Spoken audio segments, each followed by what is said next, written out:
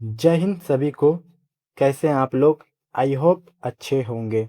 आज के इस क्लास में हम लोग मिस पाल कहानी को पढ़ने वाले हैं, जिसके लेखक हैं मोहन राकेश। तो बाकी कहानियों की तरह इस कहानी का भी हम लोग सारांश एवं प्रश्न उत्तर, कवि परिचय आदि को देखने वाले हैं। तो चलिए सबसे पहले हम लोग लेखक परिचय से स्टार्ट करते हैं। तो देखिए, लेखक का नाम है मोहन राकेश। इसका अगर पूरा नाम पूछा जाए तो आप याद रखेंगे मदन मोहन गुगलामी। मदन मोहन गुगलामी इसका पूरा नाम है और साहित्यिक नाम है इसका मोहन राकेश है। ठीक है। जिनका जन्म होता है 8 जनवरी 1925 को अमृतसर पंजाब में। उन्होंने लाहौर के ओरिएंटल ओरिएंटल कॉलेज से संस्कृत में बीए एमए किया तथा हिंदी में उच्च शिक्षा प्राप्त की। ठीक है। यहाँ से आपका एक ऑब्जेक्टिव टाइप प्रश्न बन सकता है कि मोहन राकेश ने किस कॉलेज से एमए किए थे। ठीक है। तो आप लोग याद रखेंगे ओरिएंटल कॉलेज, जो कि कहाँ पे पढ़ते हैं, तो लाहौर में। इसकी साहित्यिक परिचय देखा जाए तो, क्योंकि यहाँ से प्रश्न आपका बनता है कि मोहन राकेश का साहित्यिक परिचय लिखें, तो अगर ऐसा प्रश्न आता है तो आप लोग यही सब लिखेंगे। ठीक है। तो ये बहुत ही क्या है, तो महत्वपूर्ण है एग्जाम के लिए। ठीक है। तो देखिए, मोहन राकेश ने हिंदी साहित्य की अनेक विधाओं में रचनाएं की। उनकी रचनाओं में आधुनिक मनुष्य की मानसिक स्थिति, अकेलापन, पारिवारिक तनाव, संबंधों में टूटन और अस्तित्वगत संघर्ष प्रमुख रूप से दिखाई देती है। यानी कैसे लोग अकेले जीवन बिताते हैं, उसका परिवार किस तरह तनाव में रहता है, परिवार में कैसे टूटते संबंध वगैरह, इस सब के ऊपर में इन्होंने ज्यादा रचना की है। ठीक है। इनकी पहचान की बात करें तो नई कहानी आंदोलन के प्रमुख हस्ताक्षरों में शामिल थे। उनके साहित्यिक जीवन की वास्तव परिस्थितियों और मनुष्य की आंतरिक द्वंद का प्रभावशाली चित्रित मिलता है। ठीक है। और इसकी प्रमुख कृतियां की बात करें तो इन्होंने कहानी, उपन्यास, नाटक, यात्रा वृत्तांत आदि की रचना की। और जो सबसे महत्वपूर्ण है, यानी कि सबसे ज्यादा जो प्रसिद्ध है, वो आपको याद रखने होंगे। जैसे कि कहानी में देखा जाए तो इंसान के खंडहर, नए बादल, जानवर और जानवर, एक और जिंदगी और फौलाद का आकाश, ये सब यहाँ से आपका ऑब्जेक्टिव टाइप प्रश्न यहीं से बनेगा। ठीक है। आपको यह प्रश्न दे दिया जाएगा कि अंधेर बंद कमरे किसकी रचना है। ठीक है। अंधेरे बंद कमरे किसकी रचना है, या फिर ना आने वाला कल किसकी रचना है, तो आप लोग याद रखेंगे ये सबको। ठीक है। वही देखिए, नाटक में सबसे प्रसिद्ध है इसका आषाढ़ का एक दिन, लहरों का राजहंस, आधे अधूरे, पैर तले की जमीन। ठीक है। और सबसे आप इम्पोर्टेंट याद रखेंगे, इसका इन्होंने एक यात्रा वृत्तांत भी लिखा, जिसका नाम है आखिरी चट्टान तक। तो अगर आपसे प्रश्न पूछा जाए कि आखिरी चट्टान तक किसकी यात्रा वृत्तांत है, तो आप याद रहेंगे मोहन राकेश की है। ठीक है। तो देखिए, मोहन राकेश को आषाढ़ का एक दिन के लिए संगीत नाटक अकादमी पुरस्कार प्राप्त हुआ। ठीक है। यहाँ से भी प्रश्न बन सकता है कि संगीत नाटक अकादमी पुरस्कार जो प्राप्त हुआ था मोहन राकेश को, वो किस रचना के लिए मिला था इनको, तो आप लोग याद रखेंगे आषाढ़ का एक दिन के लिए। और इनकी जो निधन होती है 3 जनवरी 1972 को नई दिल्ली में। उनकी रचनाओं में मानव मन की घुटन, अकेलापन, पारिवारिक टूटने और मध्यवर्गीय जीवन की विसंगतियों का अत्यंत सूक्ष्म और यथार्थवादी चित्रित मिलता है। यानी कि सच्चाई को दिखाता है कि कैसे कोई व्यक्ति अकेलापन में बीतता है, मतलब बिताता है अपने जीवन को। ठीक है। तो ये सब उसके रचना में मिलता है। और ये जो कहानी हमारा मिस पाल है, इसी प्रकार है। इसमें भी दिखाया गया कैसे एक लड़की अकेला जीवन बिताती है। ठीक है। तो यहाँ से आपका कहानी का सारांश स्टार्ट होता है। आखिर हम लोग सारांश क्यों पढ़ रहे हैं, पूरी कहानी को क्यों नहीं? तो देखिए, हमारा ऐसा मानना है कि अभी वर्तमान समय में बीए सेमेस्टर 6 के जितने स्टूडेंट होंगे, उनमें से लगभग सभी लोग कंपटीशन की तैयारी करते होंगे। तो समय की बचत के कारण हम लोग पूरी कहानी ना पढ़ते हुए केवल सारांश को पढ़ रहे हैं। अगर आपने पूरी सेमेस्टर कुछ भी नहीं पढ़ा है और एग्जाम के ठीक 2-3 दिन पहले भी अगर आप ये सब क्लास कर लेते हैं, तो आपका एग्जाम बहुत अच्छा से जाएगा। ठीक है। तो यही मानना है हमारा कि आप कम समय में मात्र 15 से 20 मिनट का क्लास करिए। एक कहानी में आप आ, मतलब क्वेश्चन आंसर के साथ आप कहानी को भी समझ जाइए और प्रश्नों को भी वहां से देख लीजिए। ठीक है। तो ये हमारा मानना है। बाकी आप लोग का क्या मानना है?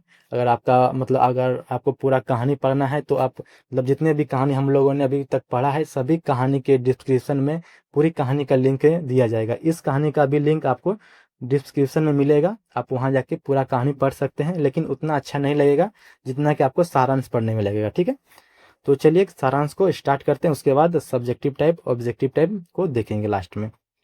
तो देखिए, नई कहानी के दौर की एक प्रतिनिधि मनोवैज्ञानिक कहानी है।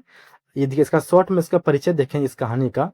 तो ये क्या है, एक नई कहानी की दौर की एक प्रतिनिधि मनोवैज्ञानिक कहानी है। यह आधुनिक कामकाजी अविवाहित स्त्री के अकेलापन, सामाजिक उपहास, मानसिक घुटन और आत्मीय पहचान की तलाश को चित्रित करती है।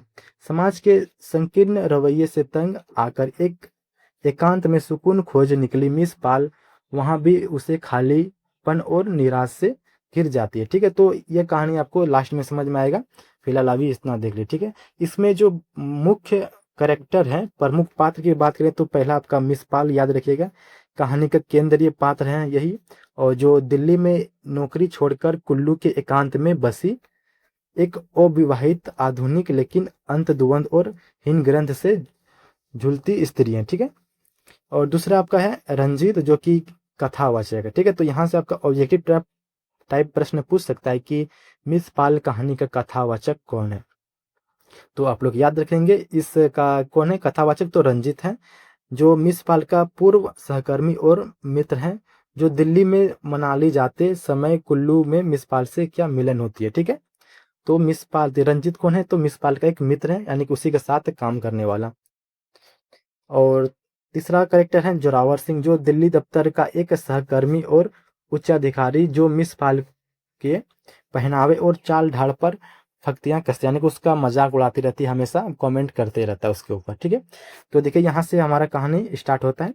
तो देखिए, कहानी का आरंभ मिस पाल के दिल्ली के पूर्व जीवन और दफ्तरी अनुभवों की पृष्ठभूमि से होता है, यानी कि मिस पाल काम करती है कहाँ पे, तो एक ऑफिस में, कहाँ पे, दिल्ली में। ठीक है, मिस पाल दिल्ली के एक सरकारी या अर्ध सरकारी कुछ भी हो सकता है, ठीक है, तो विभाग में काम करती थी। वो वे अविवाहित हैं, यानी कि शादी इसका नहीं हुआ अभी तक, आधुनिक सोच वाली है और स्वतंत्र जीवन जीने की आकांक्षा महिलाएं थी, ये स्वतंत्र जीना चाहती है। ठीक है, उसका शारीरिक गठन सामान्य से भारी था, यानी कि उसका जो शरीर जो है वो सामान्य लोगों से क्या, तो वजन था, यानी कि थोड़ी मोटी टाइप थी। ठीक है, तो बाल छोटे थे उसके, और वो अक्सर पश्चिमी वेशभूषा जैसे कि स्कर्ट स्लैक्स पहनती थी, यानी पश्चिमी, यानी जो विदेशी टाइप के कपड़े पहनते थे ये। ठीक है, तो विशेषकर जोरावर सिंह और बक्सी उनकी कार्य कुशलता को सह सराहने के बजाय उसकी शारीरिक बनावट, वेशभूषा, वैवाहिक स्थिति और जीवन शैली पर लगातार कटाक्षपूर्ण ताना और मजाक उड़ाते थे। यानी कि मिस पाल कितना काम कर रही है, क्या काम कर रही है, कितने अच्छी काम करती है, उसको नजरअंदाज करते हुए उसका इन लोग तारीफ नहीं करते, बल्कि उसका शारीरिक बनावट को देखता है कि कैसे इन्होंने आज जीन्स पहन के आई है, इसके बाल छोटे हैं, अभी तक शादी नहीं की है, मतलब इस टाइप के मजाक उड़ाते हैं, कमेंट करते रहते हैं। ठीक है, तो मिस पाल स्वयं को संगीत और चित्रकला में व्यस्त रखती है। ठीक है, यहाँ से भी प्रश्न पूछ सकता है कि मिस पाल स्वयं को किस में व्यस्त रखना चाहती है या फिर रखती है, तो वो संगीत और चित्रकला है भैया। ठीक है, इस माहौल से ऊपर उठने की कोशिश करती थी, किंतु दफ्तर के रोजगार की ताना मारना, व्यंग करना और संकीर्ण मानसिकता ने उनके भीतर गहरी हिंगृंत और घोर मानसिक तनाव भर दिया। अंततः वह दम घुटन वातावरण और अपमान से तंग आकर उन्होंने अपनी नौकरी से त्याग दे दिया और तय किया कि वह दिल्ली छोड़कर दूर पहाड़ों और शांत जीवन बिताए। और लास्ट में ये तंग आकर ये सब रोज डेली का आना जाना, यानी कि ऑफिस ऑफिस से घर, और बाकी कहीं ये घूमना उमना नहीं, और बाकी ये संगीत बजाती और सुनती, चित्रकला करती, बाकी इसका इसी तरह मतलब सुबह शाम जीवन बीत रहा था। ऑफिस जाती तो वहां भी इसको मतलब सभी लोग चिढ़ाते थे, और जब घर आती तो घर से बाहर नहीं जाते थे, मतलब कुछ इस प्रकार इसका जीवन चल रहा है। फिर लास्ट में फैसला किया कि हम त्याग दे के मतलब कहीं दूर जाके पहाड़ी इलाकों में रहेंगे। ठीक है, तो मिस पाल नौकरी छोड़ने के बाद कुल्लू की एक एकांत मकान में रहने लगती है। कुल्लू कहाँ, तो लाहौर के साइड में। ठीक है, तो कहानी के एक कथावाचक जो है रंजीत है, मिस पाल के पूर्व सहकर्मी और शुभचिंतक मित्र, यानी कि जो रंजीत है वो भी कहाँ, मिस पाल के साथ ही काम करती थी उसी ऑफिस में, लेकिन मिस पाल और रंजीत के बीच मतलब अच्छा संबंध था, एक तरफ से दोस्त टाइप का, इन दोनों के बीच मतलब एक अच्छा मित्र था इसका। ठीक है, और कई लोग तो इन दोनों को देखकर मतलब शक के नज़रिए से भी देखा करते थे। जब छुट्टियां के सिलसिले में कुल्लू मनाली की ओर जाता है, कौन तो रंजीत जाता है, छुट्टी होने के बाद मनाली जाता है, ठीक है। तो वह मिस पाल से मिलने के लिए उनके निवास पर पहुंचता है, ठीक है। तो मिलने के लिए तो बाद में पहुंचता है, लेकिन उससे पहले क्या होता है, तो बस स्टैंड के पास मिस पाल को देखती है। जब कहानी स्टार्ट होता है तो यहीं से स्टार्ट होता है कि वो अपना चश्मा साफ करता है और देखता है कि नहीं ये तो मिस पाल ही है। उसके बाद वहाँ से बात वगैरह होता है, आगे जाता है, ठीक है। राजनगर मतलब कौन सा स्टेशन है वैसे, तो वहाँ जाने के बाद फिर वह वापस फिर आता है किसके पास, तो मिस पाल के घर आती है। सब मतलब बहुत सारे लोगों से पूछते पूछते उसके घर तक पहुँचती पहुँचती है। तो जहाँ पे उसका रूम होता है वहाँ जाने के लिए भी जब लोगों से पूछती है कि यहाँ पे मिस पाल नाम की कोई लड़की है रहती है, तो वहाँ के लोग भी कहते हैं कि अच्छा वो लड़की जिसके बाल छोटे हैं, मोटी है, इस टाइप का। यानी कि वहाँ भी उसको इसी नज़रिए से देखा जा रहा है, ठीक है। तो इस टाइप का इस कहानी में चलता है, ठीक है। तो आगे देखते हैं। रंजीत को देखते ही मिस पाल अत्यधिक प्रफुल्लित और भावुक हो उठती है। बहुत समय बाद दिल्ली के किसी परिचित और पाकर उनके भीतर दबी हुई बातचीत और तीव्र इच्छा जाग उठती है। यानी कि दोनों मतलब बात करते हैं। वे तुरंत रंजीत के स्वागत सत्कार में लग जाती है। जब उसके घर आती है, ठीक है, उसके लिए चाय नाश्ते का प्रबंध करती है और उसे कुल्लू के अपने शांत और सुखी जीवन के बारे में विस्तार से बताना शुरू करती है, ठीक है। मिस पाल रंजीत के सामने यह सिद्ध करने का भरक प्रयास करता है कि दिल्ली छोड़कर पहाड़ों में आना उनके जीवन का सबसे सही निर्णय था। वे बताती है कि यहाँ वे पूरी तरह स्वतंत्र हैं। सुबह ताजी हवा में टहलती है, धूप सेकती है, संगीत का अभ्यास करती है और चित्र बनाती है, ठीक है। तो ये रंजीत को बता रहे कि हम जब वहाँ छोड़ के आए तो हमने बहुत अच्छा किया डिसाइड करके कि हम यहाँ पे मतलब खुश हैं, टहलते हैं, संगीत सीखते हैं, म्यूजिक वगैरह, ठीक है, पेंटिंग करते हैं। लेकिन बातचीत के दौरान रंजीत यह स्पष्ट रूप से देख लेता है कि यह प्रसन्नता केवल एक बाहरी आवरण यानी कि मुखौटा है, ठीक है। मिस पाल जिस दिल्ली की ओर जिन दफ्तरियों सहकर्मियों से नफरत करके भागी थी, उनकी पूरी बातचीत का केंद्र अब भी वही दिल्ली का दफ्तर था। वे बार बार रंजीत से पूछती कि उनके इस्तीफे के बाद दफ्तर में किसने क्या कहा, जोरावर सिंह ने क्या टिप्पणी की, बख्शी की क्या प्रतिक्रिया थी, क्या लोग उन्हें अब भी याद करते हैं। इस प्रश्न से यथार्थपूर्व यह खुल जाता है कि मिस पाल भौगोलिक रूप से तो कुल्लू आ चुकी है, यानी कि जो फिजिकल रूप से तो कुल्लू में है, किंतु उसका मानसिक रूप से वे आज भी उसी दिल्ली के दफ्तर और सहकर्मियों की टिप्पणियों में बुरी तरह से उलझी हुई है। आज भी वो सोच रही है कि जब हम वहां से छोड़ के आए तो लोग हमारे बारे में क्या बोलते होंगे, क्या सोचते होंगे, वो इस तरह पूछ रही है इसे, ठीक है। तो रंजित मिस पाल के कमरे और उनकी जीवन शैली का सूक्ष्म अवलोकन करती है। ध्यान से जब देखती है तो कमरे में सब कुछ व्यवस्थित रहता है, यानी कि अव्यवस्थित रहता है, बिखरा हुआ दिखाई देता है। जिस कला, चित्रकारी और संगीत के साधन के नाम पर वह यहाँ आई थी, वे सारी चीजें अपेक्षित पड़ी है, अधूरी पड़ी है, ठीक है। रंग सूखे पड़े थे, स्केच अधूरे थे और संगीत का अभ्यास भी नियमित नहीं था। यानी कि ना ही वो स्केच कर पा रही है, ना ही वो संगीत का अभ्यास कर पा रही है, और ना ही वो सुखी जीवन जी पा रही है, ठीक है। हालांकि ये रंजीत को झूठ बोल के ये बता रहे कि हम यहाँ पे अच्छे रह रहे हैं, ठीक है। कुल्लू का शांत पहाड़ी समाज भी मिस पाल के लिए सहज नहीं था। वहाँ का भी वातावरण उसके लिए ठीक नहीं था, ठीक है। वहाँ के स्थानीय लोग, नौकर और दुकानदार में भी एक अकेली रहने वाली आधुनिक वेशभूषा वाली महिला को कतहूल और आचरण के नजरिए से देखती है, ठीक है। मान लीजिए आप एक लड़की हैं और कहीं दूर जगह में जाकर रहती है, वो भी आप अविवाहित हैं, तो मतलब वहाँ के लोग का नजरिया आपके ऊपर कैसा रहेगा आप समझ सकते हैं, ठीक है।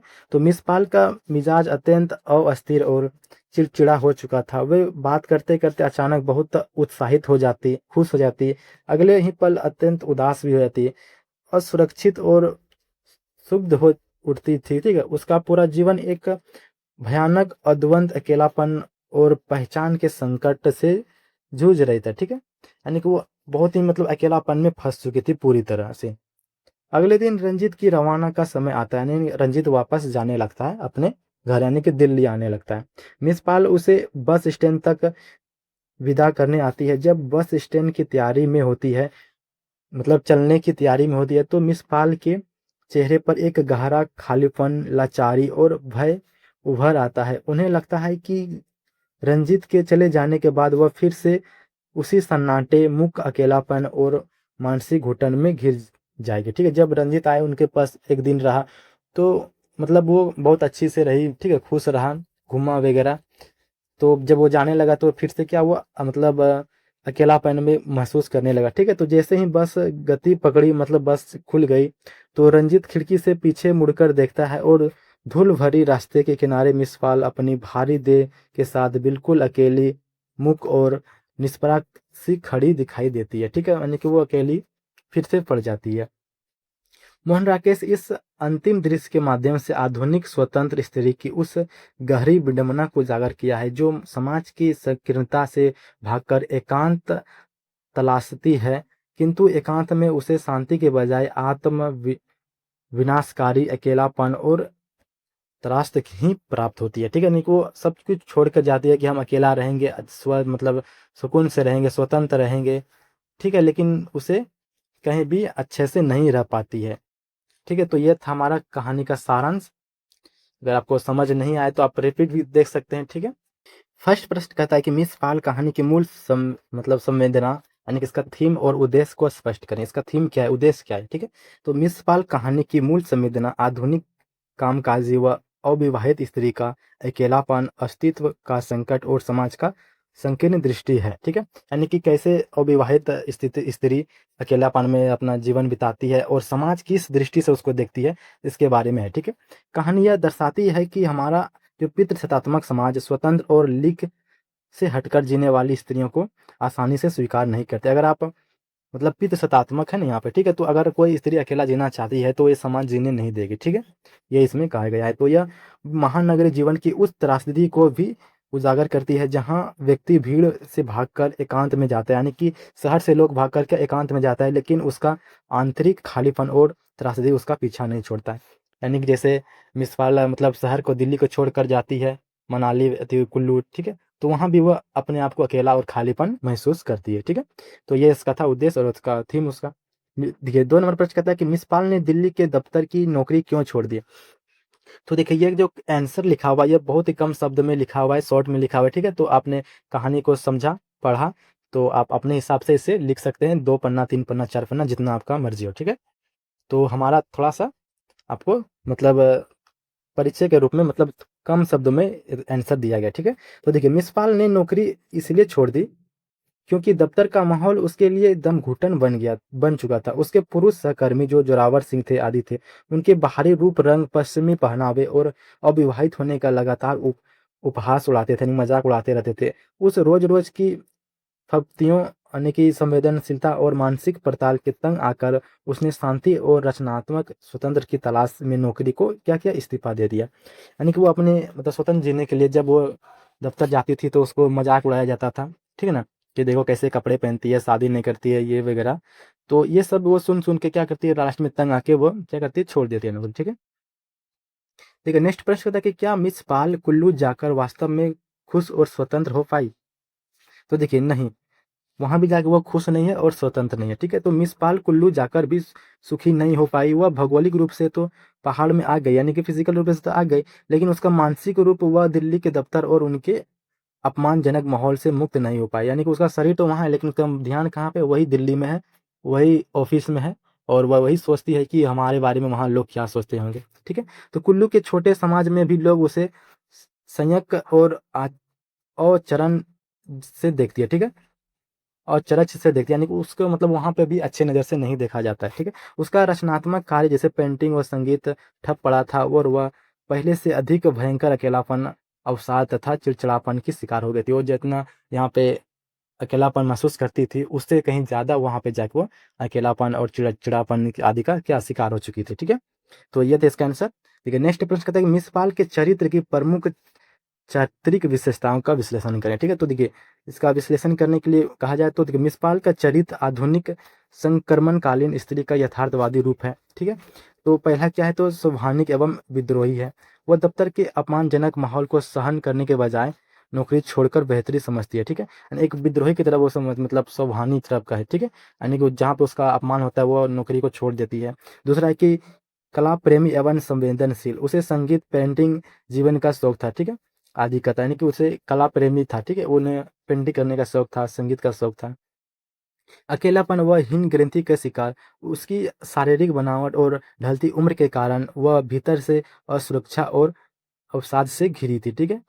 और तीसरा आपका कि अंतद्वंद से ग्रसित, वह स्वतंत्र दिखने का दिखावा करती है परंतु भीतर से आत्मीय संबंध और सहारे के लिए तरसती है। उसे चाहते हैं कि कोई हमारा सहारा दे, हमारे साथ रहे, दोस्त बनकर, ठीक है। लेकिन वो क्या है, तो स्वतंत्र दिखावा करती है लेकिन अंदर से उसे मतलब किसी की जरूरत पड़ती है, ठीक है। तो देखिए लास्ट एवं 5वां नंबर कहानी है कि प्रश्न है कि कहानी के अंत में रंजीत की विदाई के समय मिस पाल की मनोदशा का वर्णन करें, ठीक है। तो देखिए रंजीत विदाई के समय मिस पाल अत्यधिक असहाय, दुखी और कतार हो जाती है। रंजीत के साथ उसे कुछ समय के लिए अपने अकेलापन से मुक्त मिल जाती थी, लेकिन चाहते हैं वह फिर भी उसी शून्य लौटती है। यानी कि जब वह रंजीत के साथ में रहते हैं तो वह कुछ टाइम के लिए खुश हो जाते हैं, अपने दुख को भूल जाते हैं, अकेलापन से मुक्त हो जाते हैं। लेकिन जब जैसे वह चल जाते हैं तो फिर से वह वापस उसी शून्य पर लौट आते हैं, ठीक है। बस स्टैंड पर धूल भरे रास्ते में खड़ी मिस पाल का उदास चेहरा आधुनिक जीवन का अलगाव और सामाजिक उपेक्षा का करुणिक प्रतीक बन जाता है, ठीक है। तो कुछ अब हम लोग ऑब्जेक्टिव टाइप प्रश्न को देखेंगे जो कि एग्जाम के लिए इंपॉर्टेंट है। तो देखिए पहला प्रश्न कहता है कि मिस पाल कहानी के लेखक कौन है। अगर आपने परिचय में ही अच्छा से पढ़ा होगा और कहानी को अच्छे तरह से सुना होगा तो आप इस सब ऑब्जेक्टिव टाइप को ऐसे सॉल्व कर सकते हैं, ठीक है। तो इसका जो लेखक है वो मोहन राकेश हैं, ठीक है। मोहन राकेश की साहित्यिक आंदोलन के प्रमुख कथाकार माने जाते हैं। तो ये जो माने जाते हैं वो किस लिए मानते हैं, नई कहानी आंदोलन के लिए, ठीक है। ऑप्शन नंबर बी हो जाएगा। नेक्स्ट है मिस पाल दिल्ली की नौकरी छोड़कर किस पहाड़ी स्थान पर रहने लगती है। तो वो जाती है कहाँ पे, कुल्लू जाती है। ऑप्शन नंबर सी हो जाएगा। कहानी में कथावाचक जो मिस पाल से मिलने कुल्लू जाती है, क्या है वो, कौन है, तो रंजीत जाती है कुल्लू, ठीक है। रंजीत कुल्लू से आगे कहाँ की यात्रा पर जा रहे होते, तो वो जाते हैं मनाली जाते हैं, ठीक है। मनाली ऑप्शन नंबर बी हो जाएगा। दिल्ली के कार्यालय में मिस पाल का सबसे अधिक मजाक उड़ाने वाला सहकर्मी कौन था, तो वो था Zorawar Singh. Option number B आपका राइट हो जाएगा। मिस पाल को किस वाद्य यंत्र को बजाने का या सीखने का शौक था। ये प्रश्न आपसे पूछ सकता है कि मिस पाल जो संगीत का मतलब शौक था तो वो किस यंत्र बजाती थी ज़्यादातर। तो हम लोगों ने यंत्र का तो चर्चा नहीं किया वैसे, तो आप लोग याद रखेंगे वो था वायलिन, ठीक है। वायलिन हो जाएगा ऑप्शन नंबर बी। तो देखिए वायलिन, एक गिटार होता है एक वायलिन होता है। गिटार को उंगली से बजाया जाता है और वायलिन जो होता है उसे एक तरफ से धनुष टाइप का होता है, ठीक है। जैसे ये आपका वायलिन हो गया और ये आपका गिटार हो गया। तो इसे धनुष यानी कि धागा से बजाया जाता है। इसमें 4 तार होते हैं, इसमें 6 तार होते हैं, ठीक है। तो आप लोग इसे याद रखेंगे, वायलिन हो जाएगा इसका राइट आंसर। वायलिन का ऐसे शौक होता है यानी कि सीखने की। देखिए नेक्स्ट कहता है मिस पाल की वेशभूषा सामान्य कैसी थी, तो वह एक तरफ से स्लेक्स, पेंटिंग और कटे हुए बाल आदि थे, ठीक है। तो ऑप्शन नंबर सी हो जाएगा इसका राइट आंसर। नेक्स्ट है मोहन राकेश का प्रसिद्ध नाटक आषाढ़ का एक दिन किस महान संस्कृत कवि के जीवन पर आधारित है। तो ये आपका बहुत ही इंपॉर्टेंट प्रश्न है कि जो मोहन राकेश का जो सबसे प्रसिद्ध नाटक है आषाढ़ का एक दिन, यह किसके जीवन पर आधारित है। एक कवि हैं जिसके जीवन के पर आधारित हैं, तो वो कौन है, तो कालिदास है, ठीक है। तो कालिदास के जीवन पर आधारित है आषाढ़ का एक दिन। नेक्स्ट है मिस पाल कुल्लू में अपने समय का उपयोग किन रचनात्मक कार्यों के लिए मतलब दावा करती है, तो वो स्केचिंग एवं पेंटिंग, संगीत आदि के लिए, ठीक है। नेक्स्ट है कि कहानी में मिस पाल के चरित्र का सबसे प्रमुख आंतरिक संकट क्या है, तो उसका जो संकट है सबसे ज्यादा वो क्या है, तो अकेलापन है, ठीक है। ऑप्शन नंबर बी हो जाएगा बिल्कुल राइट। कुल्लू के स्थानीय लोग मिस पाल को किस दृष्टि से देखते हैं, तो वह कुतूहल, अचरज, जो संशय की दृष्टि, यानी कि उसके ऊपर शक होता है। जब वो रंजीत उससे मिलने के लिए जाता है तो कुछ लोग से बोलता है कि हमें मिस पाल के कमरे तक छोड़ दीजिए जाके, तो वो जाता है साथ में, लेकिन वो उससे पूछता है कि आप कौन हैं, उसके दोस्त हैं या फिर कोई ऐसे, ठीक है। तो ये सब इस मतलब शक के लोग नज़रिए से देखते हैं उसको। नेक्स्ट एक मिस पाल कहानी मध्य वर्ग के किस वर्ग की समस्या का विशेष रूप से रेखांकित करता है, तो यह कामकाजी और विवाहित आधुनिक स्त्री, यानी कि ऐसा स्त्री जो काम करती हो, वो विवाहित हो, ठीक है, आधुनिक टाइप के हो, उसका चित्रण किया गया है। नेक्स्ट है मोहन राकेश को किस प्रसिद्ध नाटक के लिए संगीत नाटक अकादमी पुरस्कार से सम्मानित किया गया। यह हम लोग मतलब थीम देखे थे इंट्रोडक्शन में, कवि परिचय में। तो आप लोग इसका आंसर कमेंट में बताइए क्या होगा। आधे अधूरे, आषाढ़ का एक दिन, लहरों के राजहंस या फिर पैर तले की जमीन। तो इसका आंसर आप लोग कमेंट में बताइएगा। मिलते हैं नेक्स्ट वीडियो में, तब तक के लिए।